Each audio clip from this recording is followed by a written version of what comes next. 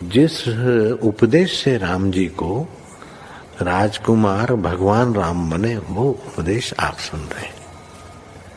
कितना ऊंचा ग्रंथ है, इसको वाल्मीकि रामायण भी बोलते, योग वशिष्ठ महारामायण भी बोलते। राम तीर्थ ने इसी का बार बार अध्ययन किया था। ये आप भी शांत हो जाएंगे परमात्मा में, और दूसरों को भी शांति देने की क्षमता देने वाला ये सदग्रंथ है। इसको वेदांत का सिद्धांत ग्रंथ बोलते हैं। दूसरे होते प्रक्रिया ग्रंथ। ये करके फिर कब वो आचार्य बनो तब समझो, ये तो थोड़ा पढ़ो और फिर वही सिद्धांत की बात। तो बार बार योग वशिष्ठ महारामायण विचारने योग। ओम श्री सद्गुरु परमात्मा ने नमः। श्री वशिष्ठ जी बोले, हे रामचंद्र जी, तत्व वेताओं के संग से जैसा अमृत मिलता है वैसा क्षीर समुद्र से भी नहीं मिलता। जब अंतःकरण मलिन होता है तब संतों के वचन नहीं लगते, और जब अंतःकरण शुद्ध होता है तब संतों के वचन लगते हैं। जैसे कोमल कमल की जड़ को बाण लगे तो शीघ्र ही बेच जाता है, वैसे ही शुद्ध अंतःकरण में उपदेश शीघ्र ही प्रवेश करता है। हे रामचंद्र जी, जो पुरुष वांछा से रहित होकर कर्म करता है वह तो सदा करता होता है और महाशोभा पाता है। ऐसी अवस्था में स्थित होकर जो भोजन आवे उसको खा ले, और जो अनिच्छित वस्त्र आवे उसको पहन ले। जहाँ नींद आवे वहाँ सो रहे, राग द्वेष से रहित हो। जब तो ऐसे होगे तब शास्त्र और शास्त्रों के अर्थ का उल्लंघन कर लौकिक व्यवहार को करोगे। जो ऐसा पुरुष है वह परम रस को पाने वाला और मतवाला होता है। उसको संसार की कुछ इच्छा नहीं रहती। हे राघव, ज्ञानवान चाहे काशी में देह त्यागे अथवा चांडाल के गृह में, वह तो सदा मुक्त ही है। वह सदा आत्म स्वरूप में स्थित है। हे राम, ज्ञानवान सदा मुक्त रूप है। वह न किसी की स्तुति करता है और न निंदा, क्योंकि उसके चित्त की कलना मिट गई है। यद्यपि राग द्वेष ज्ञानवान में भी देख पड़ते हैं और हंसता रोता भी देख पड़ता है, पर उसके अंतर में न राग है न द्वेष है। हे राघव, ज्ञानवान महापुरुष सर्वदा नमस्कार करने और पूजने योग्य है। जिस स्थान में ज्ञानवान बैठता है उस स्थान को भी नमस्कार है। जिससे बोलता है उस जिह्वा को भी नमस्कार है। जिस पर ज्ञानवान दृष्टि डालता है उसको भी नमस्कार है। वह सबका आश्रय है। हे राम, ज्ञानवान की दृष्टि से जैसा आनंद मिलता है वैसा आनंद तप, दान और यज्ञ आदि कर्मों से भी नहीं मिलता। ऐसी दृष्टि और किसी की नहीं जैसे संत की दृष्टि है। वह ऐसे आनंद को पाता है जिसमें वाणी की गति नहीं। जो पुरुष संत की दृष्टि को पाकर सुखी होता है उससे और दुख नहीं पाते, और लोगों से वह दुखी नहीं होता। वह न किसी का भय करता है न किसी का हर्ष करता है। सिद्धि पाने का सुख अल्प है, क्योंकि उड़ने की सिद्धि पाई तो अनेक पक्षी उड़ते फिरते हैं। इससे आत्मज्ञान तो नहीं मिलता, और आत्मज्ञान बिना शांति नहीं होती। जब आत्मज्ञान प्राप्त होता है तब जरा मृत्यु आदि दुख से जीव मुक्त होता है और उसे कोई दुख नहीं रहता। जैसे पिंजड़े से छूटा सिंह फिर पिंजड़े के बंधन में नहीं पड़ता, वैसे ही वह पुरुष अज्ञान रूपी पिंजड़े में फिर नहीं फंसता। इससे हे राम, तू आत्मा की भावना कर, जिससे तेरे सब दुख नष्ट हो जावे। श्री योग वासिष्ठ महारामायण निर्वाण प्रकरण सर्ग 224। विपश्चित बोले, हे राजन, ऐसा देश व ऐसी पृथ्वी, नदी और पहाड़ कोई न होगा जिसको मैंने नहीं देखा हो। ऐसी चेष्टा कोई न होगी जो मैंने न की हो। कई शरीरों के सुख मैंने भोगे हैं, कितनों के दुख भोगे हैं। वन, कंदरा और गुप्त स्थानों में फिरकर सब देखा, परंतु अग्नि देवता के वर को पाकर फिरता फिरता मैं थक गया तो भी आगे ही चला गया। अनेक अविद्याकृत ब्रह्मांड भी देखे, परंतु अब उनका अंत यह पाया कि यह जगत ब्रह्मात्र है। मैंने शास्त्रों में सुना है कि यह जगत है नहीं तो भी दुख देता है। जैसे बालक को अपनी परछाई में वैताल दिखता है, वैसे यह जगत अविचार से दिखता है और विचार से निवृत्त हो जाता है। एक आश्चर्य सुनो। एक ब्रह्मांड में मैं गया तो वहां महाआकाश था। उस महाआकाश में गिरकर मैं पृथ्वी पर आ पड़ा और वहां सो गया। तब मैं महागाढ़ सुषुप्त रूप हो गया। सब जगत मुझे भूल गया।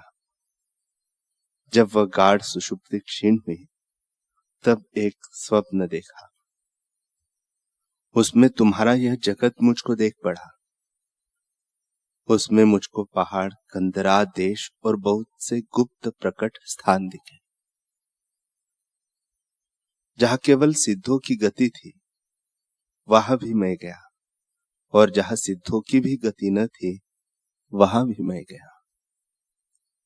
इस प्रकार अनेक जगत मैंने देखे, परंतु आश्चर्य है कि स्वप्न की सृष्टि प्रत्यक्ष जागृत की तरह दिखती थी और स्वप्न के शरीर जागृत में पड़े दिखते थे। इससे सब जगत ब्रह्मात्र है और असत्य ही सत्य होकर दिखाई देता है। इस प्रकार देखकर मैं बड़े आश्चर्य में पड़ा हूं। विपश्चित बोले, हे राजन, एक सृष्टि और भी मैंने देखी है, जो इसी महाआकाश में है, अर्थात इस महाआकाश से भिन्न नहीं, जहां तुम्हारी भी गति नहीं। जैसे स्वप्न की सृष्टि कोई जागृत में देखा चाहे तो नहीं दिखती, वैसे यह सृष्टि है। हे राजन, पृथ्वी का एक स्थान मेरे देखते ही देखते परछाई किनाई फिरने लगा। फिर उस आकाश में वही पहाड़ किनाई दिखने लगा। यहां तक कि मनुष्यों के शरीर और दशों दिशाओं को उसने ढक लिया और आकाश से भी बड़ा दिखने लगा। इससे आकाश में भी न समाता था। उसमें सूर्य और चंद्रमा को भी मेरे देखते ही देखते ढक लिया। फिर भूकंप सा आया, मानो प्रलय ही आ गया। तब मैंने अपने इष्ट देवता की ओर देखकर प्रार्थना की कि हे भगवान, तुम मेरी जन्म जन्म रक्षा करते आए हो, इससे अब भी रक्षा करो, मैं नष्ट होता हूं। तब अग्नि ने कहा, तू मत डर। फिर मैंने जब अग्नि में प्रवेश किया, तब अग्नि ने कहा कि मेरे वाहन पर सवार होकर मेरे स्थान को चल। फिर अग्निदेव मुझको अपने वाहन तोते पर चढ़ाकर आकाश मार्ग से तुरंत ले उड़े। जब हम उड़े, तब पीछे से वह शव पृथ्वी पर गिरा। उसके गिरने से सुमेरु जैसे पर्वत भी पाताल को चले गए। वह महाशरीर सैकड़ों सुमेरु के समान गिरा। मंदराचल, मलयाचल, अस्ताचल आदि जो बड़े बड़े पर्वत थे, वे भी नीचे को धंस गए। पृथ्वी में गड्ढे पड़ गए। उसके शरीर के नीचे जो वृक्ष, मनुष्य, दैत्य, स्थावर, जंगम आए, वे सब नष्ट हो गए। बड़ा उपद्रव उदय हुआ। निदान उसके शरीर से सब दिशाएं पूर्ण हो गई। उसके अंग ब्रह्मांड के भी बाहर निकल गए। हे राजा दशरथ, इस प्रकार भयानक दशा देखकर मैं अपने इष्ट देव अग्नि से बोला कि हे देव, यह उपद्रव क्यों कर हुआ है? यह सब क्या है और ऐसा शरीर क्यों पड़ा है? आगे तो कोई भी ऐसा शरीर नहीं देखा सुना। अग्नि ने कहा, तू अभी चुप रहे, यह सब वृत्तांत मैं तुझसे कहूंगा, पर प्रथम इसको शांत होने दे। इस प्रकार अग्नि कहते ही थे कि देवता, विद्याधर, गंधर्व और सिद्ध आदि जितने स्वर्गवासी थे वे सब आकर स्थित हुए और विचार करने लगे कि यह उपद्रव प्रलय काल के बिना ही हुआ है। इसका नाश करने को देवी जी की आराधना करनी चाहिए। हे राजन, यो विचार कर वे देवी की स्तुति करने लगे कि हे देवी, शव वाहिनी चंडी के, हम तेरी शरण आए हैं, इस उपद्रव से हमारी रक्षा करो। विपश्चित बोले, हे राजा दशरथ, उन देवताओं ने स्तुति करके शव की ओर जो देखा तो क्या देखते हैं कि सातों द्वीप उसके उदर में समा गए हैं, भुजाओं से सुमेरु आदि पर्वत ढक गए हैं, उसके दूसरे अंग ब्रह्मांड को भी लांग गए हैं, साथ ही पाताल को भी गए हैं। निदान उसकी मर्यादा कहीं पाई नहीं जाती थी। एक ही अंग से पृथ्वी छिप गई। यह देखकर विद्याधर, गंधर्व और सिद्ध आदि संपूर्ण नभचर स्तुति करने लगे। हे अम्बे, चंडिके, अपने गणों को साथ लेकर इस उपद्रव से हमारी रक्षा करो, हम तेरी शरण आए हैं। हे राजन, जब इस प्रकार स्तुति करके देवता आराधना करने लगे, तब चंडिका आकाश मार्ग से यक्ष, वैताल, भैरव आदि अपने गणों को लेकर आई, और जैसे मेघ सब दिशाओं को ढक लेता है, वैसे ही सब ओर से उनके गणों ने आकर आकाश को ढक लिया। चंडिका ऐसे तेज स्वरूप को रखे हुई चली आती थी, मानो अग्नि की नदी चली आती हो।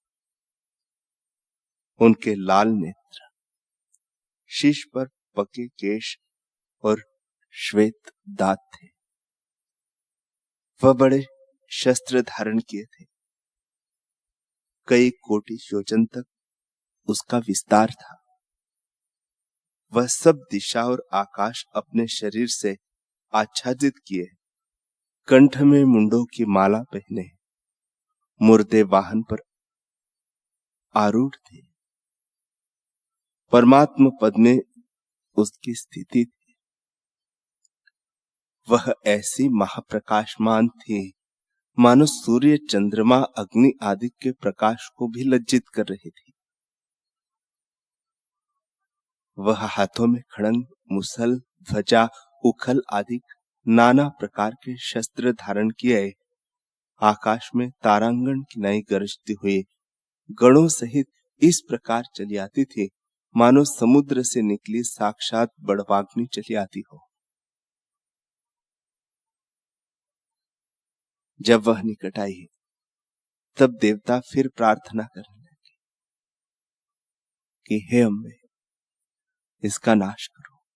वह अपने गणों को आज्ञा दीजिए कि इसका भक्षण करें। हम इसको देखकर बड़े शोक को प्राप्त हुए हैं और तुम्हारी शरण है। इस उपद्रव से आप हमारी रक्षा करो। हे राजा दशरथ, जब इस प्रकार देवताओं ने कहा, तब चंडिका ने प्राण वायु को खींचा और शव में जितना रक्त था वह सब पी गई। जैसे समुद्र को अगस्त्य जी ने पी लिया था, वैसे ही उन्होंने रक्तपान किया। जब उससे देवी का उदर और अंग सब पूर्ण हो गए और नेत्र लाल हो आए, तब देवी नृत्य करने लगी। उसके सब गण उस शव को खाने लगे। कई मुख को खाने लगे, कई भुजा को, कई उदर को, कई वक्ष स्थल को, कई टांगों और कई चरणों को। इसी प्रकार उसके सब अंगों को गण खाने लगे। कई गण आते लेकर आकाश में सूर्य के मंडल को गए। कई गण उस शव के अंत पाने को उड़े, सो मार्ग ही में मर गए, परंतु कहीं अंत न पाया। देवी जो शव की ओर देखती थी, उससे उसके नेत्रों से अग्नि निकलती थी। उस आग से मांस पकता था और गण भोजन करते थे। मांस पकने के समय जो शरीर से रक्त निकलता था, उससे मंदराचल और हिमाचल पर्वत लाल हो गए, मानो पर्वतों ने भी लाल वस्त्र पहने हों। रक्त की नदियां बहने लगी। जो बड़े सुंदर स्थान और दिशाएं थे, वे सब भयानक हो गए। पृथ्वी के सब जीव नष्ट हो गए, पर जो पहाड़ की कंदरा में जाकर छिपे थे, वे बच गए। शेष सब नष्ट हो गए। राम जी ने पूछा, हे भगवान, तुम कहते हो कि उसके नीचे प्राणी आकर सब नष्ट हो गए, और अंग उसके ऐसे कहते हो कि ब्रह्मांड को भी लांग गए, फिर कहते हो कि देवता बच रहे, इसका क्या कारण है? वशिष्ठ जी बोले, हे रामचंद्र जी, जो उसके शरीर और अंग के नीचे आए वे तो नष्ट हो गए, पर भुजा, पर मुख और ग्रीवा के कुछ भेद है। दिन में जो पोल है उसमें, और गोदी और टांग के नीचे पोल में, तथा सुमेरु, मंतराचल, उदयाचल और अस्ताचल पर्वतों की कंदराओं की पोल में बैठे हुए देवता बच गए, और जो अंग के छिद्रों में रहे वे भी बच रहे, और कहने लगे कि बड़ा कष्ट है, जो हमारे बैठने के कई स्थान नष्ट हो गए हैं। हाय, वे वृक्ष कहाँ गए? हमारा बर्फ का पर्वत कहाँ गया? उनकी सुंदरता कहाँ गई? वन और बगीचे कहाँ गए? चंदन के वृक्ष कहाँ गए? और वे जनों के समूह कहाँ गए जो हमको यज्ञ करके पूजते थे? वे ऊंचे वृक्ष कहाँ गए जिनके फूल और टहनी ब्रह्मलोक तक जाती थी? वह क्षीर समुद्र कहाँ गया जिसके मथने से बड़ा शब्द हुआ था? उसके पुत्र अर्थात उससे उत्पन्न रत्न, कल्प वृक्ष और चंद्रमा कहाँ गए? जम्बू द्वीप कहाँ गया जिसमें जम्बू के रस की नदी बहती थी और सुवर्णवत जल के भंवर उठते थे? ईख के रस का समुद्र कहाँ गया? हा कष्ट, हा कष्ट। शक्कर और मिस्री के पर्वत और अप्सराओं के विचरने के स्थान कहाँ गए? पृथ्वी कहाँ गई? वे नंदनवन के स्थान कहाँ गए जहां हम अप्सराओं के साथ विहार करते थे? उन सब का अभाव हमको शूल सा चुभता है। जैसे फल को कंटक चुभते हैं, वैसे ही उन वस्तुओं के आभास रूपी कंटक हमको चुभते हैं। इसी प्रकार वे अति शोकवान हुए और कहने लगे, हा कष्ट, हा कष्ट। इधर विषयों का स्मरण करके देवता शोक करते थे और उधर उस शव के जितने अंग थे उनको गणों ने भोजन कर लिया और वे उससे अघा गए। कुछ मैदा का पिंड शेष रह गया, उससे बहुत दुर्गंध हुई। उस पिंड की पृथ्वी हो गई, जैसे उसका नाम मेदिनी हो गया। मोटे हाड़ों के सुमेरु आदि पर्वत हुए। तब ब्रह्मा जी ने देखा कि सब विश्व शून्य सा हो गया है। तब उन्होंने संकल्प किया कि अब फिर मैं सृष्टि रचूंगा। निदान पहले की नाई उन्होंने सृष्टि रची और जगत का सब व्यवहार उसी प्रकार चलने लगा।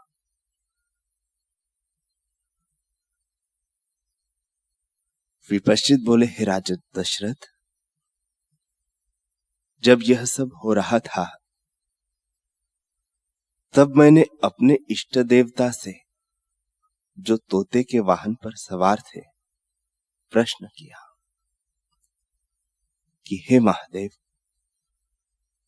सब जगत के ईश्वर और सब जगत के भोक्ता यह शव कौन था, कहाँ स्थित था और किस प्रकार गिरा? अग्नि बोले, हे राजन, यह अनंत त्रिलोकी जिसका आभास है, उससे इस शव का वृत्तांत वर्णन हो सकता है। एक त्रिलोकी से इसका वृत्तांत नहीं वर्णन हो सकता। हे राजन, एक परम आकाश है जो चिन्मात्र पुरुष, सर्वज्ञ, अनामय और अनंत है। वह आत्म तत्व केवल अपने रूप में स्थित है, पर उसका जो आभास संवेदन फुरता है वही किंचन होता है। वह जब किसी स्थान में फुरता है तब ऐसी भावना होती है कि मैं तेज काणु हूं। उस भावना के कारण से वह चित्त संवेदन अणु सा हो जाता है। जैसे कोई पुरुष सोया हो और स्वप्न में अपने को मार्ग में चलता देखता हो, अथवा जैसे तुम स्वप्न में अपने को सोया देखो, वैसे चित्त संवेदन ने अपनों को अणु जाना। जैसे फुरना ब्रह्मा को हुआ है, वैसे ही धूल के कण का भी अधिष्ठान में फुरना समान रूप से हुआ है। जब उस अणु को शरीर की भावना होती है तब अपने साथ शरीर देखता है। शरीर के होने से नेत्र आदि इंद्रियां घनी होती है, तब यह शरीर अपने को और इंद्रियों से मिला हुआ जानता है। जब अपना रूप जानकर जीव उसको ग्रहण करके इंद्रियों से विषयों को ग्रहण करता है, तब वही चिद्रूप जीव प्रमाद से आधार आधेय भाव को प्राप्त भासता है। पर अधिष्ठान सत्ता में तो कुछ भी नहीं हुआ। वह अद्वैत सत्ता ज्यों की त्यों अपने आप में स्थित। जैसे स्वप्न में प्रमाद से जीव अपने को किसी ग्रह में बैठे देखता है, वैसे ही यह प्रमाद से आधार आधेय भाव को देखता है। प्राण और मन अहंकार को धारण करता है और जानता है कि मेरे माता पिता है और मैं अनादि जीव हूं। अपना शरीर जानकर आगे पंचभौतिक जगत शरीर को देखता है, तब अपने फुरने के अनुसार अंग होते हैं। इसी प्रकार जो आदि शुद्ध चिन्मात्र सत्वा में स्फुरण हुआ है तो चित्त कला उपजी। उसने अपने को तेज अणु जाना, तब उसमें अहम वृत्ति तो अहंकार हुआ। निश्चयात्मक वृत्ति बुद्धि हुई। चेतना रूप चित्त और संकल्प विकल्प रूप मन हुआ। फिर तन्मात्रा उपजी, फिर इच्छा द्वारा उसके शरीर और इंद्रियां उत्पन्न हुई। तब देखने की इच्छा हुई, उस संवित में दृश्य भासित हुआ। तब संवित शक्ति ने प्रमाद दोष से अपने को द्वैत रूप जाना, साथ ही उसके अपने माता पिता और कुल प्रकटे कि यह मेरी माता है, यह मेरा पिता है और यह मेरा कुल है, यह चिरकाल से चला आता है।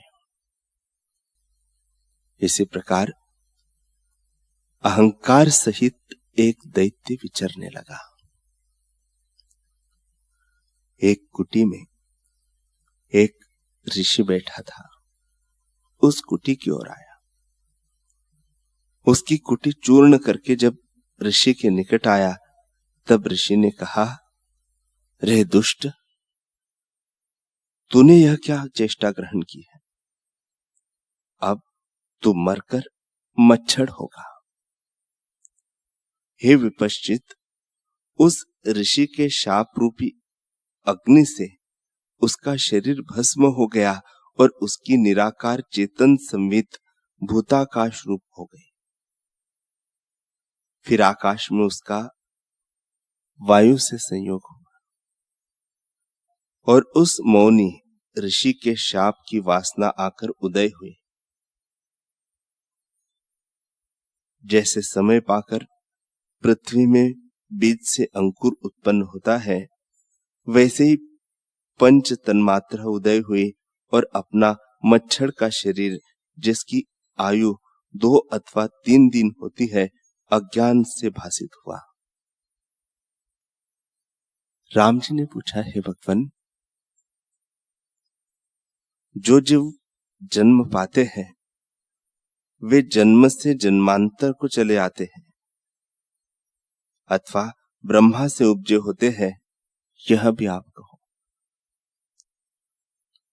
श्री वशिष्ठ जी बोले, हे रामचंद्र जी, कई जन्म से जन्मांतर को चले आते हैं और कई ब्रह्मा से उपजे होते हैं। जिनको पूर्व वासना का संसरण होता है, वे वासना के अनुसार शरीर को पाते हैं और जन्म से जन्मांतर को पाते चले आते हैं। और जिनको संस्कार बिना भूत भासित होते हैं, वे ब्रह्मा से उत्पन्न होते हैं। हे रामचंद्र जी, आदि में सब जीव संस्कार रूपी कारण बिना उत्पन्न हुए हैं, पीछे जन्मांतर होता है। जो संस्कार बिना भूत भासित हो, उसे जानिए कि ब्रह्मा से उपजा है, और जिसको संस्कार से सृष्टि भासित हो, उसे जानिए कि इसका जन्मांतर है। यह 2 प्रकार से भूतों की उत्पत्ति मैंने तुमसे कही है। अब फिर उस मच्छर का क्रम सुनो। हे रामचंद्र जी, उसने मच्छर का जन्म पाया, तब कमलिनियों में और हरी घास, तृण और पत्तों में मच्छरों के साथ लिए रहने लगा। निदान वहां एक मृग आया और उसका पैर उस मच्छर पर इस प्रकार पड़ा जैसे किसी पर सुमेरु पर्वत आ पड़े। तब वह मच्छर चूर्ण होकर मृतक हो गया।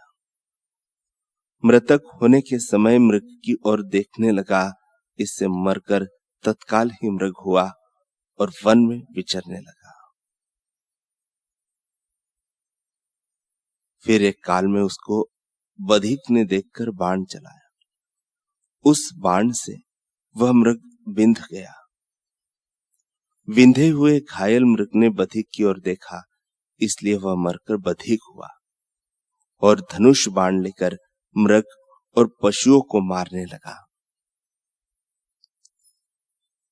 एक समय वह वन को गया, जहां एक मुनीश्वर को देख उसके निकट जा बैठा।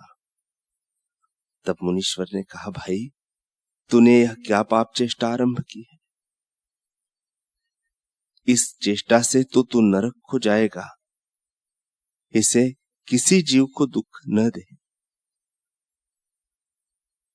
जिन भोगों के लिए तू यह चेष्टा करता है वे बिजली की चमक की जैसे क्षणिक है।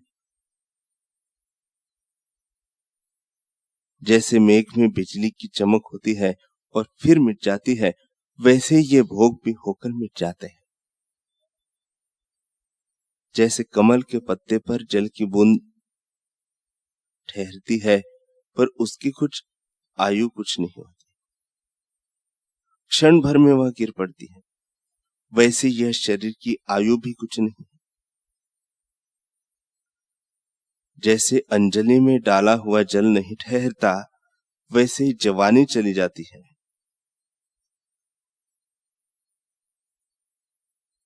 यौवन क्षण भंगुर और असार है,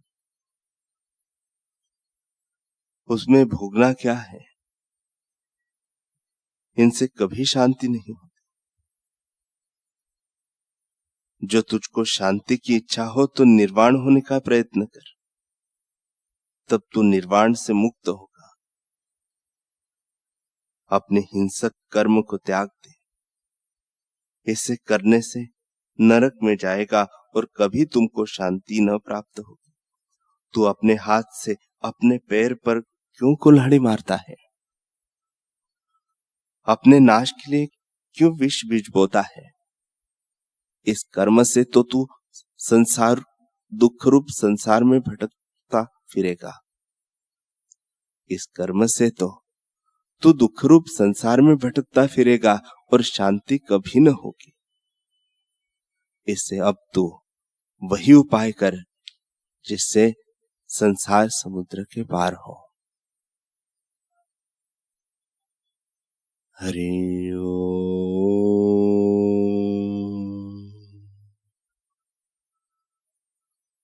हरि ओम।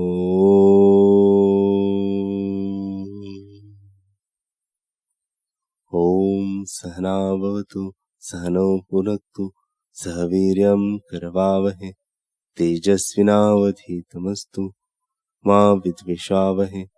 ओम शांति शांति शांति। श्री सद्गुरुदेव भगवान की